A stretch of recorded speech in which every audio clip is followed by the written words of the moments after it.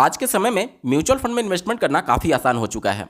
अगर आपका किसी भी बैंक में अकाउंट है, चाहे वो प्राइवेट बैंक हो या फिर सरकारी बैंक हो, वहाँ पर जाकर के आप अपना इन्वेस्टमेंट कर सकते हैं। या फिर अगर आप नेट बैंकिंग यूज करते हैं तो नेट बैंकिंग के माध्यम से या फिर उस बैंक का जो एप्लीकेशन होता है उसके माध्यम से भी आप म्यूचुअल फंड में एक क्लिक के माध्यम से इन्वेस्टमेंट कर सकते हैं। इसके अलावा बहुत सारे ब्रोकर एप्लीकेशन भी अवेलेबल हैं, जैसे ग्रो, जीरोधा, एंजल वन, 5 पैसा, या फिर इनके वेबसाइट पर भी जाकर के आप इन्वेस्टमेंट कर सकते हैं। या फिर जो एएमसी होती है डायरेक्टली उनके माध्यम से इन्वेस्टमेंट कर सकते हैं। या फिर जो आरटीए हैं, कैम्स और के फिनटेक, उनके ज्वाइंट वेंचर जो एमएफ सेंट्रल है उनके माध्यम से भी आप इन्वेस्टमेंट कर सकते हैं। तो बहुत सारे आज के समय में आपके पास ऑप्शंस अवेलेबल हैं और इनमें से कोई भी जगह से अगर आप इन्वेस्टमेंट करते हैं तो आपका इन्वेस्टमेंट पूरी तरीके से सेफ होता है। लेकिन अगर आपने गलत जगह चुन लिया तो आपको लॉन्ग टर्म में लाखों का नुकसान हो सकता है, और अगर आपका इन्वेस्टेड अमाउंट बड़ा है तो उस कंडीशन में आपको करोड़ों तक का भी नुकसान हो सकता है। इस नुकसान से कैसे बचें, इसके लिए कुछ बेसिक टर्मिनोलॉजी को आपको समझना होगा। जैसे कि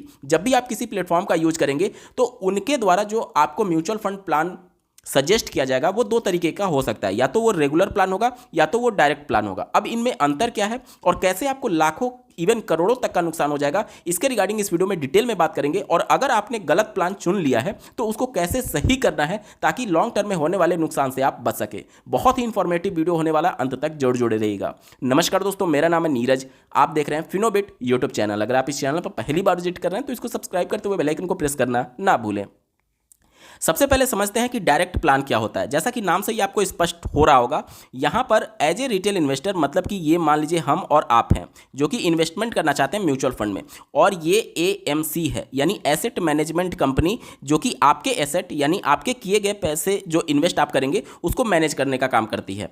तो यहाँ पर जब आपके और एएमसी के बीच में कोई भी थर्ड पर्सन नहीं है तो इसे बोलते हैं डायरेक्ट प्लान। जब कोई भी थर्ड पर्सन नहीं है तो आपका पैसा डायरेक्ट एएमसी के पास जाएगा और एएमसी से डायरेक्ट यूनिट्स आपको अलॉट होगा। ठीक है, यानी कि यहां पर आपको बीच में सजेस्ट करने वाला कोई भी पर्सन अवेलेबल नहीं है, तो इसको बोलते हैं डायरेक्ट प्लान। वहीं पर दूसरा प्लान होता है रेगुलर प्लान, जहां पर एज ए रिटेल इन्वेस्टर ये हम और आप हैं और यहां पर ये एएमसी है।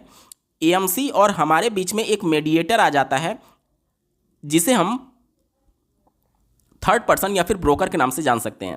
अब ये जो थर्ड पर्सन होता है ये हमें पर्सनली सजेस्ट कर सकता है कि ये प्लान आपके लिए बेहतर हो सकता है आपके रिस्क एपेटाइट के हिसाब से। अब ये जो आपको सजेशन दे रहा है वो आपके लिए कुछ काम कर रहा है और इस वजह से ये फ्री में तो करेगा नहीं, तो इसे कहाँ से कमीशन मिलेगा, तो इसे कमीशन मिलेगा जो आप पैसा इन्वेस्ट करेंगे। यहाँ पर आपने पैसा दिया एएमसी को, यहाँ पर ब्रोकर का या फिर ये जो थर्ड पर्सन है इसका कोई डायरेक्टली इन्वॉल्वमेंट नहीं है आपके इन्वेस्टमेंट में, लेकिन चूंकि आपको ये हेल्प किया हुआ है इस वजह से आपने जो पैसा इन्वेस्ट किया डायरेक्टली एएमसी को दिया, और एएमसी क्या करेगी कि जितना भी आपको यूनिट अलॉट करेगी उनमें से जब आपका रिटर्न मिलेगा उस रिटर्न में से 1% रिटर्न या फिर 1.5% रिटर्न कम कर देगी, और उस रिटर्न में से जो भी कमीशन होगा वो इस थर्ड पर्सन को दे देगी यानी ब्रोकर को दे देगी। मतलब कि जहां आप डायरेक्ट प्लान में, ये वाला जो डायरेक्ट था, यहां पर कोई भी थर्ड पर्सन नहीं है, मिडल मैन नहीं है, तो यहां पर जितना भी आपका रिटर्न बनेगा वो डायरेक्टली आपको मिलेगा, कोई भी बीच में उसका कमीशन खाने वाला नहीं है। लेकिन जब आप बात करते हैं रेगुलर प्लान की तो यहां पर बीच में कोई ना कोई मिडिल मैन बैठा हुआ है जो कि आपके रिटर्न में से कुछ कमीशन खाएगा, और वो किसके द्वारा पे किया जाता है, एएमसी के द्वारा पे किया जाता है। यहां पर आपको डायरेक्टली पे नहीं करना है बल्कि एएमसी उनको पे करती है रेगुलर प्लान में। ठीक है, अब आपके मन में सवाल आएगा कि हमें कैसे पता चलेगा कि कौन सा रेगुलर प्लान है या फिर कौन सा डायरेक्ट प्लान है। तो जो भी आप प्लान लेंगे उसके नाम में ही ये देखने को मिलेगा। जैसे अगर मैं एक एग्जांपल लूं, Motilal Oswal mid cap fund, तो वहां पर अगर आप उनका पूरा नाम देखेंगे तो उनका पूरा नाम ऐसे हो सकता है, Motilal Oswal mid cap direct fund, या फिर Motilal Oswal mid cap regular plan. तो वहां से उनके नाम में ही आपको क्लियर पता चल जाएगा कि ये डायरेक्ट प्लान है या फिर रेगुलर प्लान है। अब दोनों के बीच में रिटर्न का क्या डिफरेंस है, इसको एक बार समझाने के लिए मैं आपको प्रैक्टिकल डेटा दिखाता हूं। आप अपने स्क्रीन पर देख पा रहे होंगे, यहां पर मैंने पहले Motilal Oswal mid cap direct plan, देखिए नाम में ही आपको स्पष्ट हो रहा है डायरेक्ट प्लान लिया हुआ है, और इनका 10 साल का जो रिटर्न है वो लगभग 18.3% का, ये डायरेक्ट प्लान की बात मैं कर रहा हूं। ठीक है, वहीं पर जब आप रेगुलर प्लान की बात करेंगे तो चूंकि यहां पर एक मिडल मैन आ जाएगा, तो अब मैं डायरेक्ट की जगह रेगुलर को सेलेक्ट कर लेता हूं, और जैसे ही मैं रेगुलर को सेलेक्ट करता हूं इनका रिटर्न देखिएगा, इनका रिटर्न अब मैं अगर 10 साल यहाँ पर टाइम पीरियड सेलेक्ट करता हूँ तो 10 साल में इनका रिटर्न कितना रहा है आप अपने स्क्रीन पर देख सकते हैं। देखिए 10 साल में जो इनका रिटर्न रहा है वो 16.89% का रहा है। वहाँ पर हमारा डायरेक्ट प्लान में 18.3 था और यहाँ पर 16.89%। ठीक है, तो अगर मैं यहाँ से डिफरेंस निकाल देता हूँ तो देखिए ये आ जाएगा 1, ये 12 में से 8 जाएगा 4 और यहाँ बचेगा 17 में से 16 घटेगा तो 1.41% आपका टोटल रिटर्न में ये कम हो जाएगा, 1.41%। ठीक है, अब मान लेते हैं कि किसी ने लमसम इन्वेस्टमेंट किया 10 लाख रुपया और इसको ये 20 साल तक होल्ड करता है। तो पहले हम लोग देखेंगे कि अगर वो रेगुलर प्लान में इन्वेस्टमेंट करता तो 10 लाख की वैल्यू 20 साल बाद कितनी होती, और फिर डायरेक्ट प्लान में देखेंगे कि अगर वो 10 लाख ही पैसा अगर डायरेक्ट प्लान में रखता तो उसको रिटर्न कितना मिलता। ठीक है, आंकड़े आपके स्क्रीन पर है। 10 लाख इन्वेस्टमेंट किया गया वन टाइम।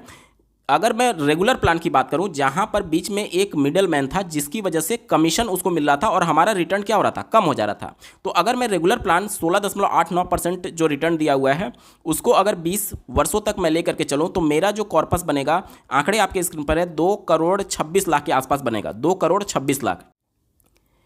वहीं पर अगर सेम अमाउंट को रेगुलर की जगह डायरेक्ट प्लान में इन्वेस्ट किया गया रहता, यानी बीच में कोई भी मिडल मैन नहीं है, तो हमें रिटर्न मिल रहा था 18.3% का। और अगर ये 20 साल तक इन्वेस्टमेंट को कंटिन्यू किया गया रहता तो हमारा जो टोटल कॉर्पस बनता वो 2,88,00,000 बनता।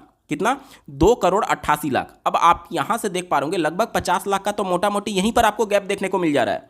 और अगर ये 10 लाख का अमाउंट जो आपका लमसम किया गया अगर ये और बड़ा होगा तो ये जो गैप बन रहा है वो करोड़ों में भी जा सकता है। तो इतना आपका नुकसान हो जाएगा केवल और केवल गलत प्लान चुनने की वजह से।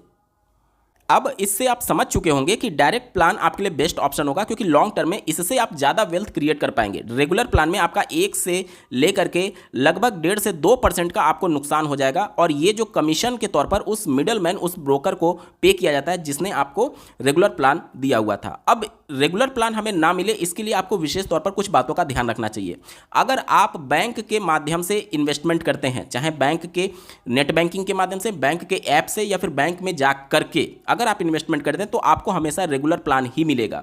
तो इसको अवॉइड करना चाहिए। एक्चुअली में हमारे मन में ये धारणा बनी हुई है कि बैंक से अगर हम जा करके खुद से लेंगे तो ये हमारा सेफ होगा। एक्चुअली में वो सेफ तो है, कहीं से भी आप लेंगे तो वो सेफ है, क्योंकि सभी सेबी रजिस्टर्ड एंटिटी के माध्यम से ही इन्वेस्टमेंट हो रहा है। लेकिन सेफ के साथ साथ वो आपसे कमीशन लेंगे जिसे रेगुलर प्लान वो आपको देंगे, और आपका लॉन्ग टर्म में लाखों करोड़ों तक का नुकसान हो जाएगा। ठीक है, तो बैंक से कभी भी ना ले म्यूचुअल फंड, ना तो फिजिकली जाकर के बैंक से भी ना ले, उनके नेट बैंकिंग से भी ना ले, या फिर उनके ऐप से भी आपको नहीं लेना है। वो हमेशा आपको रेगुलर प्लान ही देंगे। इसके अलावा कई बार आप लोगों ने देखा होगा कि सोशल मीडिया पर, जैसे यूट्यूब पर, कई लोगों के द्वारा आपको बताया जाते हैं कि इनकी वेबसाइट है, इनके माध्यम से आप प्लान ले सकते हैं। तो आप विशेष तौर पर ध्यान दीजिएगा, वो हमेशा रेगुलर प्लान ही देंगे। अगर आपको फोर्सफुली कोई वेबसाइट का या फिर किसी भी प्लेटफॉर्म का नाम सजेस्ट करता है कि यहाँ से आप इन्वेस्टमेंट कर सकते हैं, तो वो हमेशा रेगुलर प्लान ही होगा। क्यों रेगुलर प्लान होगा? क्योंकि वो आपसे बीच में मिडिल मैन की तरह कमीशन लेंगे। तो इस तरीके के प्लेटफॉर्म से आपको इन्वेस्टमेंट करने से बचना चाहिए। देखिए कई बार क्या होता है कि हमारे मन में किसी के प्रति इतनी धारणा बन जाती है कि वो हमारे साथ गलत कर ही नहीं सकता। अब उसी के चक्कर में हम उनके द्वारा कहे गए वेबसाइट के माध्यम से इन्वेस्टमेंट कर देते हैं, बिना चीज़ों को वेरीफाई किए, बिना चीज़ों को देखे हुए। तो वहां से हमें एक्चुअली में रेगुलर प्लान मिल जाता है, जिसकी वजह से लॉन्ग टर्म में हमारा लाखों करोड़ तक का नुकसान हो सकता है। ठीक है, तो किसी भी सोशल मीडिया प्लेटफॉर्म पर बात करने वाले या फिर किसी भी वेबसाइट के माध्यम से इन्वेस्टमेंट कराने वाले प्लेटफॉर्म पर पहले आप खुद से कंफर्म कर लीजिए कि वहां से हमें रेगुलर प्लान मिल रहा है या फिर डायरेक्ट प्लान मिल रहा है। ठीक है, तो किसी भी इस प्लेटफॉर्म से आपको इन्वेस्टमेंट नहीं करना चाहिए।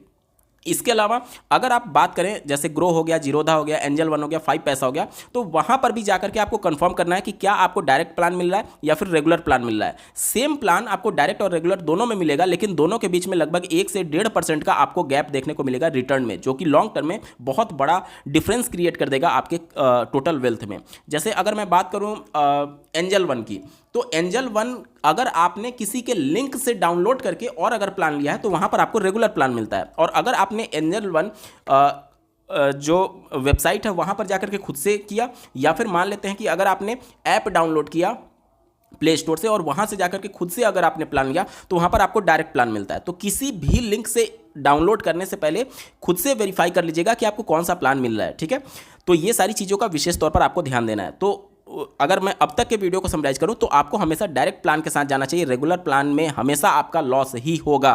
उम्मीद करता हूं यहां तक क्लियर हो गया। अब आते हैं कि अगर आपने डायरेक्ट की जगह रेगुलर प्लान ले ही लिया है तो आपको कैसे होने वाले नुकसान से बचना है और कैसे इसको कन्वर्ट करना है डायरेक्ट में।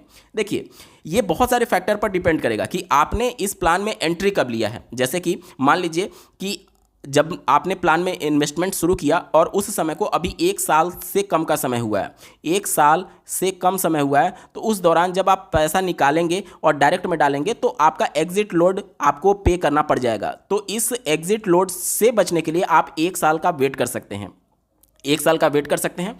और 1 साल का जब आप वेट करेंगे तो आपको एक और फ़ायदा हो जाएगा। जैसे कि मान लीजिए किसी ने 10 लाख इन्वेस्टमेंट किया रेगुलर प्लान के थ्रू, अब वो चाहता है कि मैं डायरेक्ट प्लान में चला जाऊं, तो ऐसा कोई भी स्कीम नहीं है कि डायरेक्टली आपका पैसा यहां से यहां चला जाए। अगर आप स्विच भी करते हैं तो भी वहां पर प्रोसेस ये होता है कि सबसे पहले रेगुलर प्लान से आपका पूरा पैसा निकाला जाएगा उस एएमसी के द्वारा, और उसके बाद जो भी प्लान आपने सेलेक्ट किया होगा स्विच करने के लिए, उस प्लान में डायरेक्ट प्लान में आपका पैसा इन्वेस्ट किया जाएगा। यानी कि यहां पर भी क्या हो रहा है कि पहले पैसा क्या हो रहा है, रिडीम हो रहा है, और उसके बाद इन्वेस्ट हो रहा है। तो ये जब प्रोसेस आपको रिडीम करके इन्वेस्ट ही करना है तो आप मैनुअली करिए, वो आपके लिए ज़्यादा बेनिफिशियल होगा। तो सबसे पहले आपको रिडीम करना होगा, उसके बाद इन्वेस्ट करना होगा। यानी रेगुलर प्लान से आपको पैसा निकालना होगा, उसके बाद आपको डायरेक्ट प्लान में पैसा इन्वेस्ट करना होगा, जिस भी प्लान में आप जाना चाहें। तो देखिए, 1 साल से कम अगर समय हुआ है रेगुलर प्लान में तो आपको बचना चाहिए। ऐसा मैं क्यों बोल रहा हूँ, क्योंकि 1 साल से कम समय हुआ है तो एक तो एग्जिट लोड पेनाल्टी के तौर पर आपको पे करना पड़ जाएगा। इसके अलावा अगर आपका कोई कैपिटल गेन बना हुआ है तो उस पर शॉर्ट टर्म कैपिटल गेन जो होगा उस पर 20% का आपको फ्लैट टैक्स देना पड़ जाएगा। तो अगर आपकी कोई भी सोर्स ऑफ इनकम नहीं है तो जो 3 लाख तक की इनकम होती है, ये मैं 2024 का जो यूनियन बजट पेश हुआ था उसके हिसाब से बता रहा हूँ, और 2025 का जो यूनियन बजट है उसमें 4 लाख तक की बेसिक एग्जाम्प्ट लिमिट बताई गई है। तो अगर आप 1 अप्रैल 2025 के बाद जो कैपिटल गेन करेंगे, शॉर्ट टर्म कैपिटल गेन या फिर लॉन्ग टर्म कैपिटल गेन, अगर आपका अन्य स्रोतों से कोई भी इनकम नहीं है तो 4 लाख तक का इनकम जो होगा वो बेसिक एग्जाम्प्ट लिमिट के अंदर, उस पर कोई भी टैक्स नहीं पे करना पड़ेगा, ठीक है। लेकिन अगर आपका सैलरी से या फिर बिजनेस से या फिर किसी अन्य स्रोत से इनकम है और वो 4 लाख तक है, तो जितना भी आप शॉर्ट टर्म कैपिटल गेन करेंगे उस पर फ्लैट आपको 20% का टैक्स देना होगा। तो अगर आप 1 साल से पहले निकाल लेते हैं तो आपको टैक्स 20% देना है, और अगर आप 1 साल होल्ड कर लेते हैं तो यहीं आपका long term capital gain tax में कन्वर्ट हो जाएगा और उस पर आपको मात्र 12.5% का फ्लैट टैक्स पे करना होगा। तो फायदा किस में है? फायदा आपका लॉन्ग टर्म कैपिटल गेन में है। एक तो आप एग्जिट लोड पे करने से बच जाएंगे, और दूसरा शॉर्ट टर्म कैपिटल गेन में जो 20% लग रहा था, लॉन्ग टर्म कैपिटल गेन में लगभग 7.5% आपका फायदा हो जाएगा। और लॉन्ग टर्म कैपिटल गेन में आपका 1,25,000 तक का रिबेट मिलेगा। तो जितना भी कैपिटल गेन होगा उसमें से इतना निकाल करके बाकी के अमाउंट पर आपको इतना टैक्स पे करना पड़ेगा। और अगर आप टैक्स हार्वेस्टिंग करते हैं तो हर एक फाइनेंशियल ईयर में इस अमाउंट तक अगर आप निकालते हैं कैपिटल गेन तो आपकी टैक्स लायबिलिटी जीरो बनेगी, और आप टैक्स हार्वेस्टिंग के माध्यम से पूरा का पूरा पैसा धीरे धीरे करके निकाल के रेगुलर से डायरेक्ट में स्विच हो सकते हैं। यहां तक क्लियर हो गया? तो सबसे पहले आप कोशिश करिए कि अगर आपने रेगुलर प्लान में इन्वेस्टमेंट कर ही दिया है तो 1 साल से पहले अपने इन्वेस्टमेंट को मत छेड़िए। अगर आपने एसआईपी मोड में किया है तो लास्ट जो आपका इन्वेस्टमेंट इंस्टॉलमेंट गया था लास्ट वाला, उससे आपको 1 साल का समय देखना है। जैसे कि जब भी आप एसआईपी मोड में इन्वेस्टमेंट करते हैं तो प्रत्येक इंस्टॉलमेंट जो पे होता है वो एक फ्रेश इन्वेस्टमेंट माना जाता है। तो प्रत्येक इंस्टॉलमेंट का आपको 1 साल बाद इन्वेस्टमेंट करना है। जैसे कि मान लीजिए आप जनवरी 2024 से इन्वेस्टमेंट स्टार्ट किए हुए हैं, ये पहला इंस्टॉलमेंट कटा, दूसरा इंस्टॉलमेंट फरवरी में कटा, तीसरा मार्च में कटा, चौथा अप्रैल में कटा। अब आप अगर ये सोचेंगे कि जनवरी 2025 में जाकर के मेरा 1 साल कंप्लीट हो गया, तो एक्चुअली में केवल इसी इंस्टॉलमेंट का 1 साल कंप्लीट हुआ है। फरवरी वाले का अभी 1 साल कंप्लीट नहीं हुआ है, मार्च वाले का 1 साल कंप्लीट नहीं हुआ है, अप्रैल का नहीं हुआ है। इसी तरीके से दिसंबर 2024 तक का जो इंस्टॉलमेंट कटा होगा उसका भी 1 साल कंप्लीट नहीं हुआ है। प्रत्येक इंस्टॉलमेंट का अलग अलग इंडिविजुअल 1 साल कंप्लीट होना चाहिए। जैसे अगर आपने जनवरी 2024 में एसआईपी स्टार्ट किया था और जनवरी 2025 में जाकर के अगर आप इसको रिडीम करेंगे तो ये वाला जो इंस्टॉलमेंट कटा इस पर एग्जिट लोड नहीं लगेगा। बाकी का ये जो 11 इंस्टॉलमेंट कटा होगा फरवरी से दिसंबर तक का, चूंकि उसको 1 साल से कम समय हुआ है और प्रत्येक इंस्टॉलमेंट को आपको इस डेट से देखना है कि 1 साल हुआ है नहीं, तो इसको भी नहीं हुआ, इसको भी नहीं हुआ, इसको भी नहीं हुआ और दिसंबर तक को भी नहीं हुआ होगा, तो उन सब पर आपको एग्जिट लोड पे करना पड़ जाएगा। उम्मीद करता हूं चीज़ों को आप समझ पा रहे होंगे। तो इस एग्जिट लोड से बचने के लिए और शॉर्ट टर्म कैपिटल गेन से बचने के लिए आपको लास्ट वाला जो इंस्टॉलमेंट कटा उससे 1 साल बाद अगर आप अपने पैसे को निकालते हैं तो एग्जिट लोड भी नहीं लगेगा और शॉर्ट टर्म कैपिटल गेन भी नहीं लगेगा। उस पर long term capital gain tax लगेगा जिस पर सिर्फ 12.5% देना है और उसमें से भी 1,25,000 पर आपको रिबेट मिल जाएगा। और अगर आपकी कोई भी इनकम नहीं है तो 4 लाख तक के इनकम चाहे शॉर्ट टर्म हो या फिर लॉन्ग टर्म हो वो आपका बेसिक एग्जाम्प्ट लिमिट के अंतर्गत आ जाएगा और उसके माध्यम से आप अपना पूरा का पूरा टैक्स भी बचा सकते हैं। तो रेगुलर से डायरेक्ट में जाने के लिए एक ही रास्ता है, आपको पैसा निकाल करके और डायरेक्ट में इन्वेस्ट करना पड़ेगा। और इसके लिए आपकी कुछ प्लानिंग होनी चाहिए ताकि आपकी टैक्स लायबिलिटी भी जीरो हो जाए और एग्जिट लोड भी जीरो हो जाए। उम्मीद करता हूं मैंने सारे डाउट्स आपके जो भी रेगुलर प्लान और डायरेक्ट प्लान से बनते थे वो मैंने क्लियर कर दिया। बावजूद इसके अगर आपका कोई प्रश्न रह जाता है तो कमेंट के माध्यम से पूछ सकते हैं। आपको ये वीडियो कैसा लगा, मेरा एफर्ट कैसा लगा, कमेंट के माध्यम से जरूर बताइएगा। और ऐसे ही महत्वपूर्ण अपडेट के लिए इस चैनल को सब्सक्राइब करना ना भूलें। इस वीडियो को देखने के लिए आपका बहुत बहुत धन्यवाद। भगवान करे आपका दिन शुभ हो।